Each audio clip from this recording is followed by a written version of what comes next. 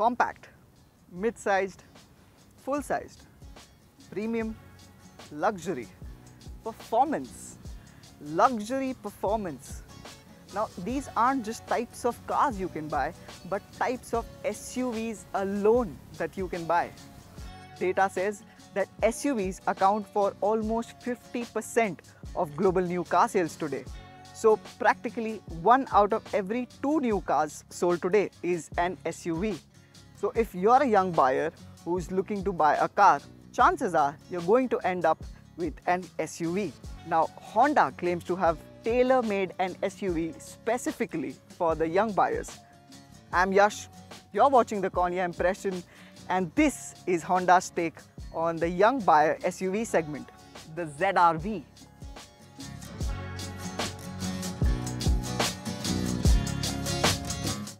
Now when it comes to priorities in a car buying for the Gen Z, looks rank pretty high.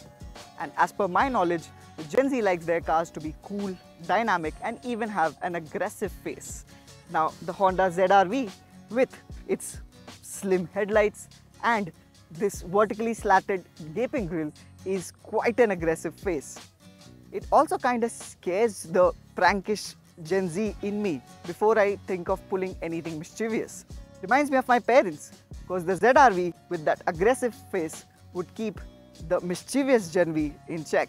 But what I particularly like about the ZR-V and Honda overall is that they tried to offer you a different face. Because nowadays, in the name of family face, many car makers adopt the same design but just sized differently across different segments. And it may get boring after a while. Honda brings a breath of fresh air in this segment. The rest of the ZR-V is pretty conventionally designed, because Honda aims to appeal to a much wider audience with the ZR-V. So you get wraparound tail lights, some cool alloy wheels, and dual exhausts, and a downward sloping roofline, all of which appeals to the Gen Z. The moment you sit inside the cabin of the ZR-V, there are a couple of things you realize. First, the space on offer. The cockpit feels big and roomy. Second, the dashboard design feels a lot like the Civic, because just like the underpinnings and the engine and the gearbox, even the basic dashboard design has been lifted off the Civic, which is a good thing, because Civic is one of Honda's best-selling sporty sedans, and anything sporty is a big thumbs up for the Gen Z. Third, the amount of soft touch, squishy materials on the most used touch points across the cabin gives the ZR-V a very premium feel.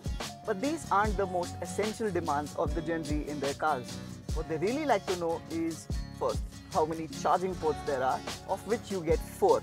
3 Type-C USB ports and 1 USB Type-A port here. You also get a wireless charging pad up front.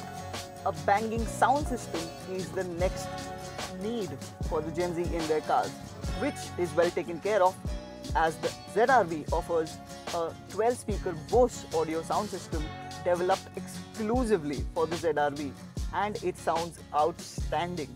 And the other need of the Gen Z is a touchscreen infotainment system with smartphone connectivity, which is evidently offered.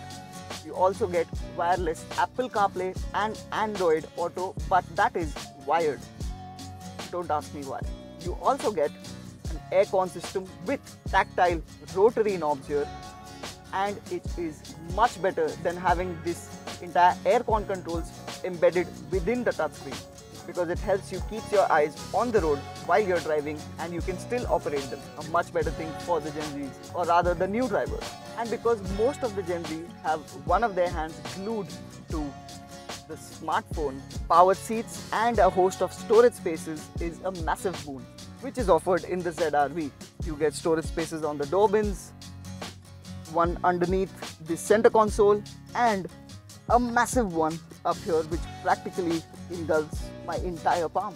So all in all, the ZR-V's cabin feels very well equipped. You even get a cool pulsating start-stop button here. But what really irks me is the odd positioning of it, because for the first time buyers or drivers of this car, you may have trouble finding it because it falls right in line behind the steering wheel, which may require you getting a little used to this placement. And if I were to nitpick, the presence of a sunroof up here would have added a bit more light into this rather dark upholstered cabin. The rear seats are quite spacious in terms of legroom, as it is quite evident, but I've been told the taller passengers would find the headroom a bit of a squeeze. Don't go by my own measurements because I'm only millimeters short than Shaquille O'Neal. True fact. Oh, and even though this isn't an EV, you get a flat floor on the rear bench, which is a good thing if you want to have 3 friends sitting behind.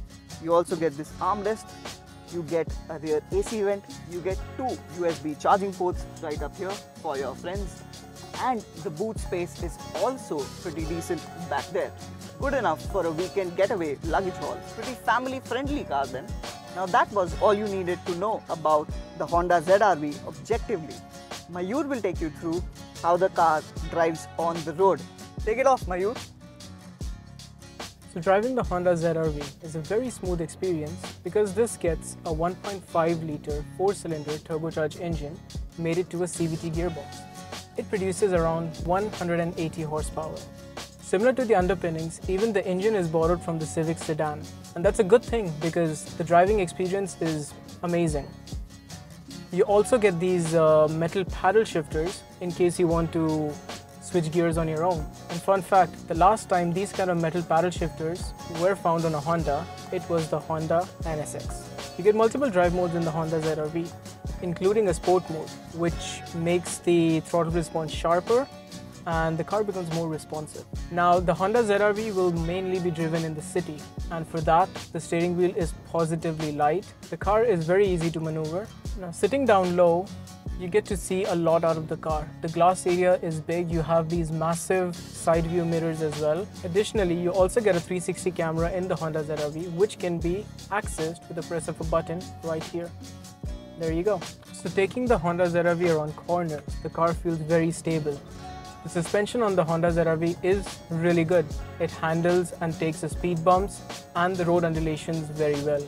The brakes are very firm and you can stop the car confidently. Now, being a Honda, you get the Honda Sensing Suite, which is essentially your driver assist. So you have lane keep assist, adaptive cruise control, collision mitigation warning, and much more.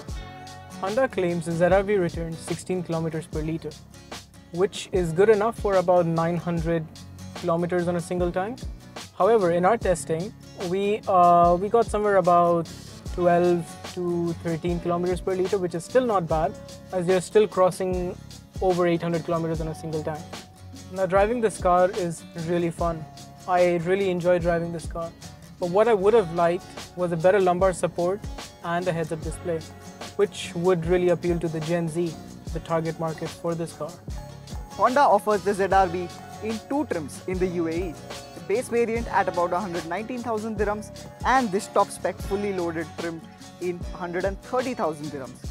Now, in that price range, the Honda ZR-V has rivals from a host of segments and a host of car makers. So buying this or not really comes down to your personal preference. But what I can tell you is if you're looking out for a SUV with a banging sound system, premium interiors, a solid drive and an even solid badge, the Honda ZR-V is a really good competitor.